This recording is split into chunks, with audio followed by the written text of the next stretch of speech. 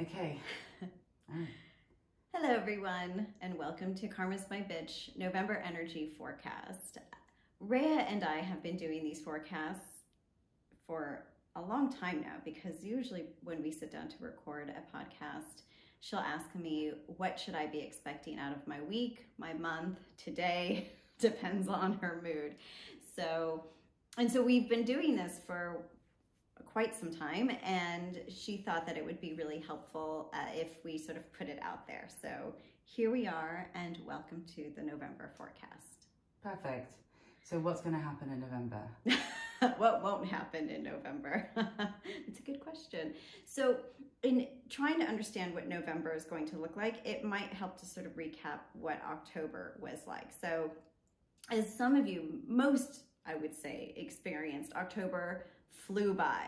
It was a very heavy month, so it definitely felt like a very full time, even if not a lot happened. So either your month was, you just kind of woke up and it was October 31st, or you snoozed and it was very slow. And then towards the latter half of October is when the energy picked up, and then all of a sudden it seemed like your house was falling down around you, either literally or figuratively. Something going on in your life, either on a personal level or professional level, was possibly falling apart and calling for your attention, or even your physical body. For a lot of people I know, it was their physical bodies that just started to kind of give way, either breaking, spraining, extreme fatigue, but it was usually something with some kind of pain was going on.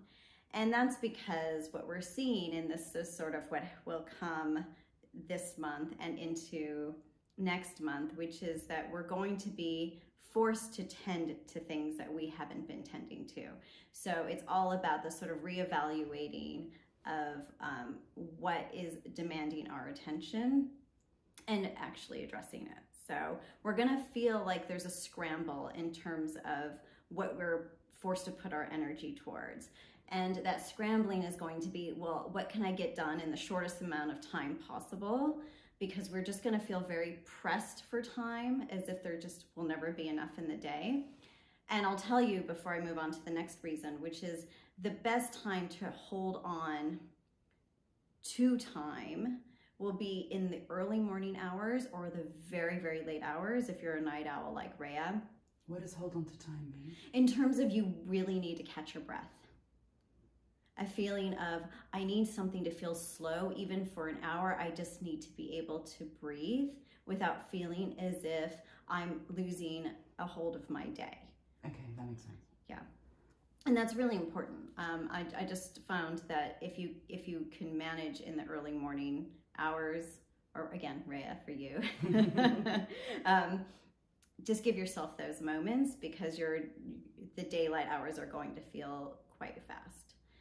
And the other one is really going to be, how full can I get my cup to be so I can squeeze out or manage to find as much joy in my life that I can after what a shitty year this has been. And so we're going to want to be spending what little bit of free time we have doing the things that are going to bring us the most amount of joy. So that's why things are just going to feel really, really fast and active, and we're not going to be able to sit around and just sort of sip our tea and do nothing. That's just not what this time is for. So that brings me to the next point, which is, it's going to be, as I just mentioned, the sort of shitty, insufferable year that we've had. What we're going to be also feeling called to do, and I loved this phrase that I got when I was sort of bringing this forward, which is, we'll be working on protecting our happiness.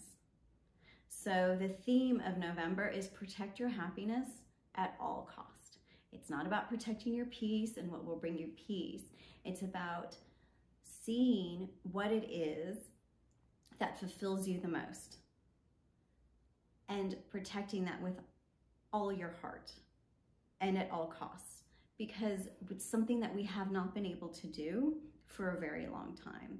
And we will not be able to move into this next phase that will sort of, that's for a later time in another forecast, until we can really understand where our happiness lies. And that little bit of a mess towards the end of October is definitely making us sort of understand what it is about happiness that we really need to confront. And, you know, for a lot of people at the end of October, there was a question of, am I getting what I want out of this lifetime? And the question of the month for November is really going to be, how do I derive the most amount of meaning from my life? Those are two very distinct questions, and they go together very well, but they are definitely not the same thing. Am I getting the most that I want out of my life is a very simple question. It's a yes or no, right? And for most, the answer would be no, because we've been in the thick of so much that there's absolutely no way that we've been maximizing and utilizing all of our potential for happiness and betterment and the greatest love of our, you know, that we can experience. And for November, asking ourselves, how do I derive the greatest amount of meaning from my life is going to be, let's start to understand and plan what that means, right? What is the meaning? And for that, for a lot of us, it's going to be very purpose driven, because purpose is really what we're here to figure out. So that's a lot for November. In the meantime, all the while this is happening, by the way, there's a little bit more that's going on, and that's going to be our internal, the internal stuff that's going on at the same time. Because while we might think that purpose, examining our purpose, is somehow internal work, it's really not going to be, because we're going to be very active. But there's going to be internal work going on that's going to also expand us, but we're not going to be very aware of it. Okay? It's just something that's going to happen as we go along and sort of make the most of our time in November. So you will all feel very stretched. You will almost not have time to feel tired. It will not be anything like October. So a lot of that sort of slow down energy is just going to be for another time, right? So some months are much more about our growth. Some months are much more about our evolution. This is really evolutionary time. What's the difference? The difference would be, allow me to think for a moment. So the difference is, when we're really here for our growth, it's going to be personal work, right? It's going to be, I'm addressing my karmic issue, or if I no longer have karmic stuff that I'm dealing with, I'm looking at my relationships, I'm examining all of that. Evolutionary is beyond my karma and what I'm putting out to the world, and how is my soul really evolving from there.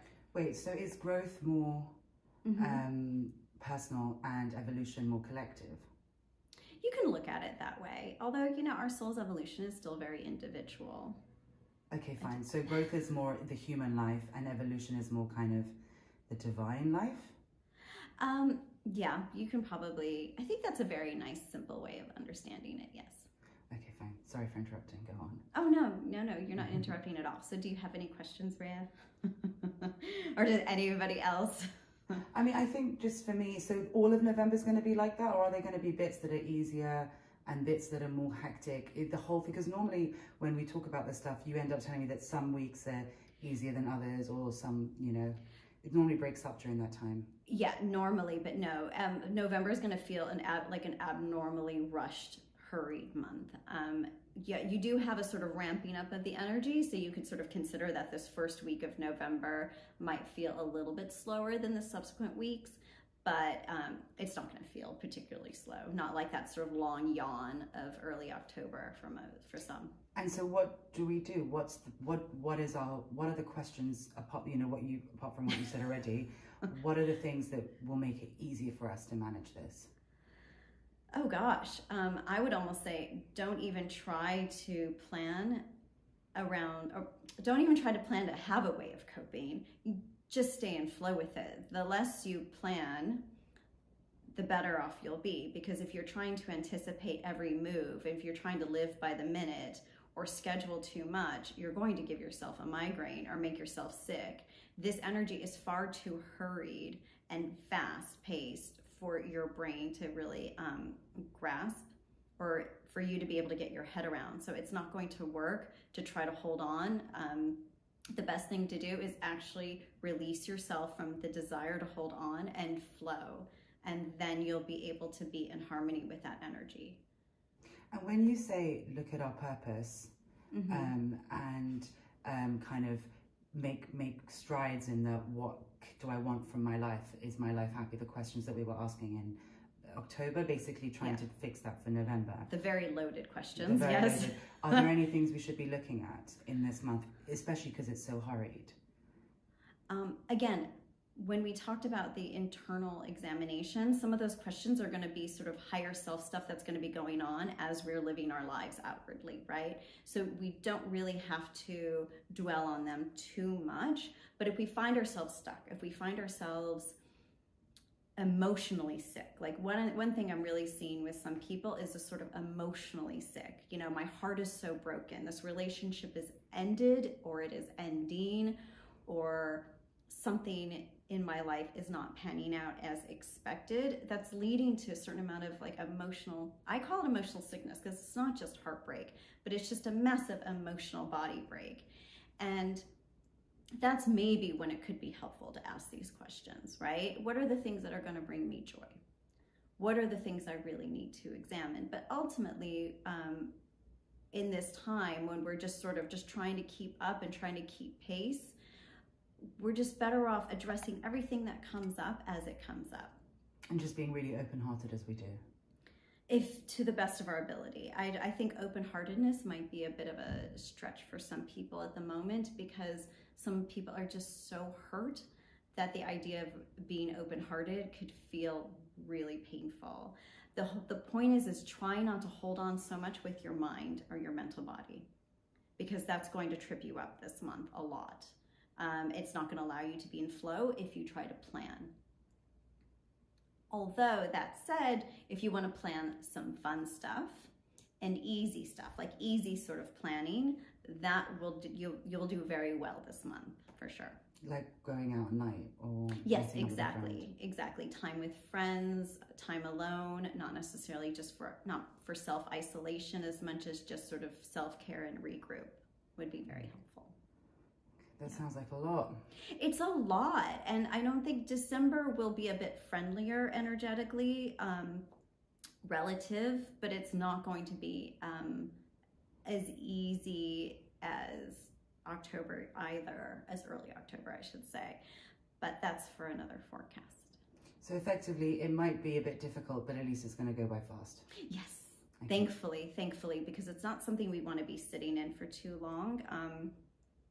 Because globally, there's just going to be a lot of shit that's going to get thrown out there. So we're better off allowing this time to carry us.